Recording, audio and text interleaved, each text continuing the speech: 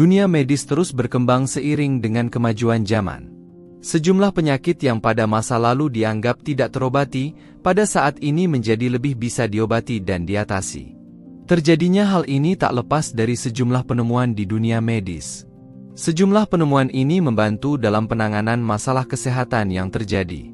Salah satu contohnya adalah memanfaatkan teknologi di dunia medis, seperti kecerdasan buatan. Nah, berikut ini inovasi canggih dunia medis.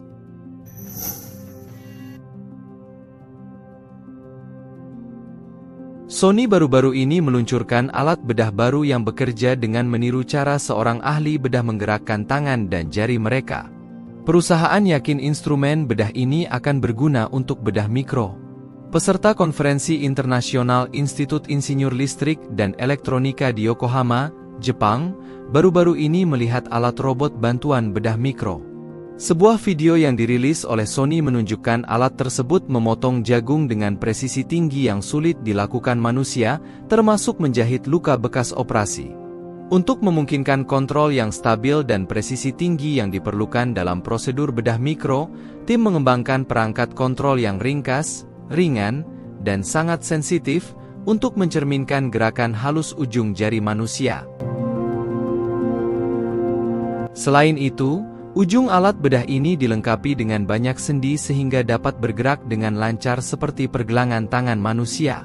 Melalui fitur-fitur ini, prototipe ini bertujuan untuk memungkinkan pengoperasian yang gesit dan pergerakan halus yang hampir terasa seperti tidak ada intervensi robot. Prototipe ini dilengkapi dengan microdisplay OLED 4K tipe 1,3 yang dikembangkan oleh Sony Semiconductor Solutions Corporation, yang memungkinkan operator melihat gambar definisi tinggi dari area yang terkena dampak dan pergerakan instrumen bedah. Prototipe ini bertujuan untuk memberikan dukungan visual untuk prosedur bedah mikro melalui reproduksi warna, tekstur, dan kedalaman yang sesuai. Dengan adanya alat ini diharapkan akan mempermudah dokter bedah untuk melakukan operasi dengan tingkat keberhasilan tinggi.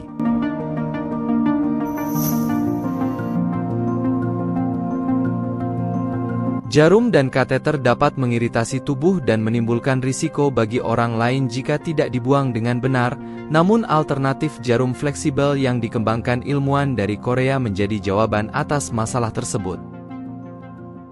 Para peneliti telah merancang jarum infus baru, yang disebut jarum Packer, yang menjadi lembut dan fleksibel saat dimasukkan ke dalam tubuh. Temuan ini dipublikasikan di Nature Biomedical Engineering pada 30 Oktober.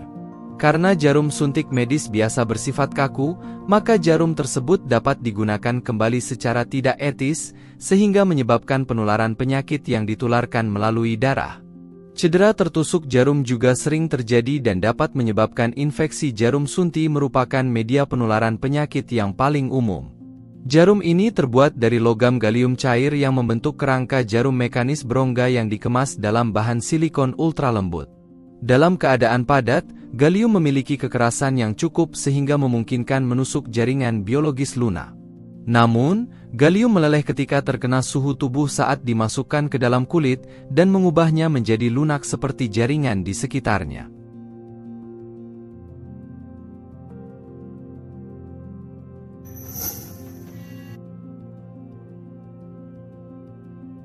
Selama ini sperma yang berenang secara lambat menuju sel telur merupakan salah satu masalah yang paling umum terjadi ketika pasangan sedang mencoba untuk hamil. Namun sekarang para ilmuwan berhasil menciptakan robot kecil yang diklaim mampu mempercepat gerak sperma saat menuju sel telur untuk melakukan pembuahan. Agar pembuahan bekerja secara maksimal, robot tersebut diberi nama SpermBot. SpermBot merupakan robot kecil yang berbentuk seperti pembuka tutup botol. Robot ini memiliki logam helis yang cukup besar untuk menutup ujung ekor sperma. Hal ini berfungsi seperti taksi bagi gamet jantan sehingga dapat mengantarkan sperma yang berenang secara lambat agar dapat berenang ke sel telur dengan lebih cepat. Sementara ini, para peneliti yang menciptakan SpermBot hanya mampu berhasil mempercepat gerak sperma yang lambat untuk menuju sel telur. SpermBot belum terbukti mampu untuk ikut membantu sperma membuahi sel telur. Untuk mewujudkan hal tersebut, peneliti memerlukan waktu bertahun-tahun sebelum teknik ini siap diuji coba kepada manusia.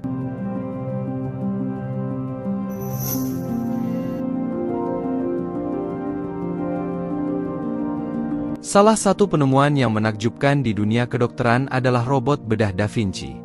Robot Da Vinci adalah robot yang mereplikasi secara akurat, stabil dan tanpa getaran gerakan ahli bedah selama operasi. Memberikan pandangan yang diperbesar dan jelas dari bagian dalam pasien dan memberikan keamanan yang lebih besar untuk merawat area anatomis akses yang sulit. Robot Da Vinci terdiri dari konsol atau monitor, kereta dengan kaki robot, sistem observasi dengan penglihatan 3D definisi tinggi, dan instrumentasi. Pergelangan tangan instrumen bedah dengan diameter 8-12 mm mampu melakukan gerakan hampir 360 derajat pada 7 sumbu, disesuaikan untuk ditempatkan pada ekstremitas lengan robot. Sejak sistem ini diperkenalkan pada tahun 1999, lebih dari 775.000 orang di seluruh dunia telah menjalani prosedur Da Vinci. Ini adalah pilihan yang efektif bagi banyak orang yang memerlukan pembedahan dan secara umum dalam keadaan sehat. Manfaat terbaik dari operasi Da Vinci adalah memberikan hasil yang lebih baik bagi pasien. Prosedurnya invasif minimal, yang berarti sayatan Anda jauh lebih kecil dibandingkan dengan operasi tradisional. Manfaat lain yang didapat adalah risiko infeksi yang lebih rendah, lebih sedikit kehilangan darah, lebih sedikit trauma pada jaringan sehat di sekitarnya, lebih sedikit rasa sakit, bekas luka yang lebih kecil dan pemulihan lebih cepat.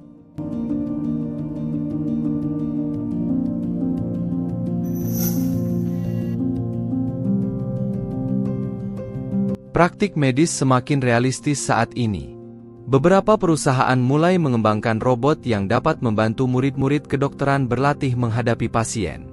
Salah satu produk robot yang diciptakan adalah Pediatric HAL. Ia hadir menyerupai bocah laki-laki berusia 5 tahun yang dapat menanggapi pertanyaan, mengikuti jari-jari dokter dengan matanya, mengeluarkan darah, dan mengalami kejang. Pediatric HAL bahkan mempunyai denyut nadi. Robot ini dibuat oleh Gaumard Scientific, perusahaan yang pertama kali membuat tiruan kerangka manusia untuk digunakan di sekolah kedokteran. HAL dapat meniru gejala-gejala penyakit yang dialami manusia seperti serangan jantung dan syok anafilaksis. Pupil mata HAL juga akan membesar jika cahaya mengarah ke matanya. Selain itu, gula darah, tingkat oksigen serta karbon dioksida dalam tubuh HAL pun dapat diukur. Yang menakjubkan, HAL akan menangis dan memanggil ibunya jika kesakitan atau takut saat diperiksa dokter.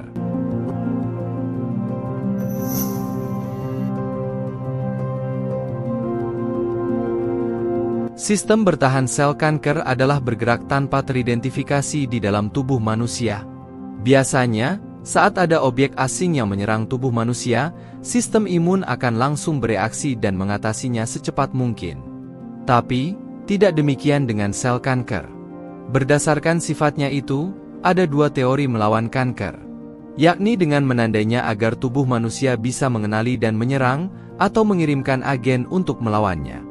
Kini sudah ada teknologi nano yang memiliki kedua sifat itu. Ilmuwan sedang merancang mekanisme penggunaan nanobot dalam melawan sel kanker. Nanobot ini berukuran 10 kali lebih kecil dibanding sel darah merah, sehingga membuat ilmuwan tidak bisa menggunakan remote untuk menggerakkannya. Oleh karena itu, penelitian bernama Sonobots ini memanfaatkan gelombang ultrasound untuk memanipulasi gerakan nanobot yang membawa obat kanker.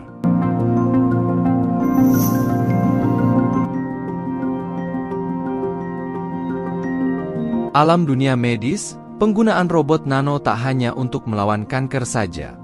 Ada juga ilmuwan yang mengembangkan mekanisme robot nani untuk mengirimkan obat ke area sensitif seperti sistem saraf. Ilmuwan sedang bereksperimen dalam memandu robot nano menggunakan medan magnet yang dihasilkan tubuh. Jika berhasil, eksperimen ini memungkinkan distribusi obat ke lokasi tertentu dengan tingkat akurasi yang tinggi. Oleh ilmuwan, robot nano ini diberi nama Magnetically Aligned Nanorods in Alginate Capsules atau disingkat Maniacs. Namanya mungkin seperti karakter dalam game Cyberpunk, tapi fungsinya bisa membuat perawatan penyakit yang berhubungan dengan tulang belakang jadi lebih aman.